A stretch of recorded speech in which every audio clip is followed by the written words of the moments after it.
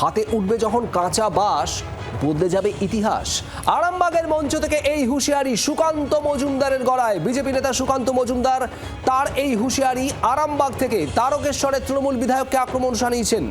SIR প্রক্রিয়ার পক্ষে দাঁড়িয়ে লাগাম ছাড়া আক্রমণ বিজেপি নেতা সাংসদ সুকান্ত মজুমদারের। আর সেখানেই বক্তব্য, হাতে উঠবে যখন কাঁচা বাঁশ বদলে যাবে ইতিহাস। নিশানা করেছেন তারকেশ্বরের তৃণমূল বিধায়ককে সুকান্ত মজুমদার। হুগলির আরামবাগের মঞ্চ থেকে সুকান্ত মজুমদারের এই আক্রমণ কি বলেছেন শোনাবো।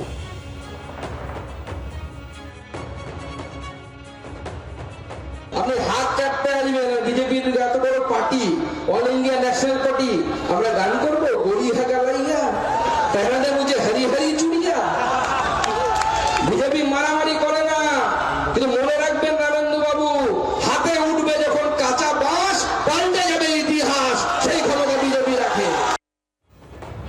ভোটের উত্তাপ যে বাড়ছে একেবারে স্পষ্ট সুকান্ত মজুমদারের এই হুঁশিয়ারি। সেখানে তিনি বলছেন হাতে উঠবে যখন কাঁচা বাঁশ বদলে যাবে ইতিহাস। আরামবাগের মঞ্চে দাঁড়িয়ে সুকান্ত মজুমদার একেবারে সরাসরি নিশানা করেছেন তারকেশ্বরের তৃণমূল বিধায়ককে। এসআইআর প্রক্রিয়ার পক্ষে দাঁড়িয়ে লাগাম ছাড়া আক্রমণ বিজেপি সাংসদ সুকান্ত মজুমদারের। কি বলেছেন আপনাদের শোনাবো আরো একবার। আপনি হাত চাপতে আসবেন, বিজেপির এত বড় party, all India national party, আমরা গান করবো গড়ি হাগা লাইয়া তেনাদের মুঝে হরি হরি চুড়িয়া।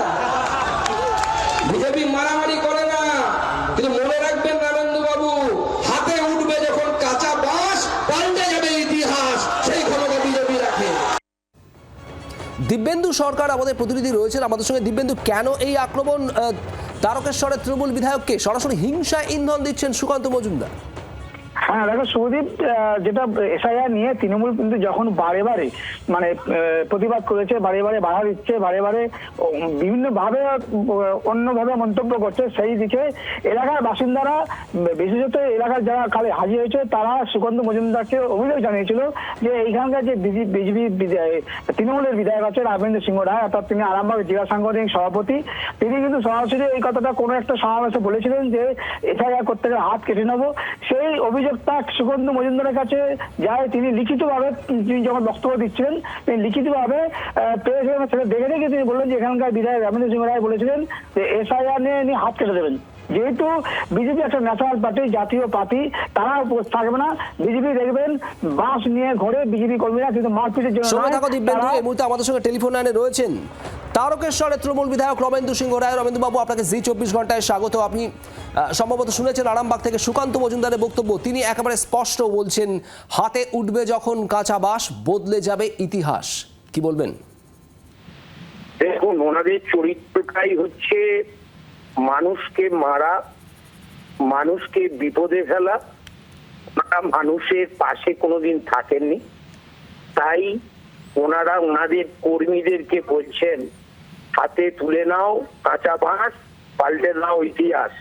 তার মানে মানুষজনকে মারধর করে গণতান্ত্রিক পদ্ধতিতে জেতার যখন ওদের আশা শেষ, মানুষের ভালোবাসায় যখন জেতা অসম্ভব, উন্নয়নে যখন জেতা অসম্ভব, তখন সন্ত্রাস করে মারধর করে জিততে চাইছে।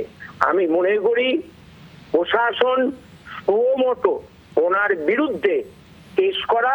উনি একজন কেন্দ্রের হাফ প্যান্ট পরা মন্ত্রী, তাহলে একটা কেন্দ্রীয় মন্ত্রীর মুখ থেকে যখন এই ভাষা বেরোচ্ছে, আমি বাংলার জনগণকে বলবো, বুঝে নিন বিজেপিকে, দেখে নিন বিজেপি নেতার মুখের ভাষা। এরা যদি কোনোদিন ক্ষমতায় আসে, তাহলে বাংলার দুর্দশা কোথায় যাবে, এইটা মানুষকে সচেতন হতে বলবো।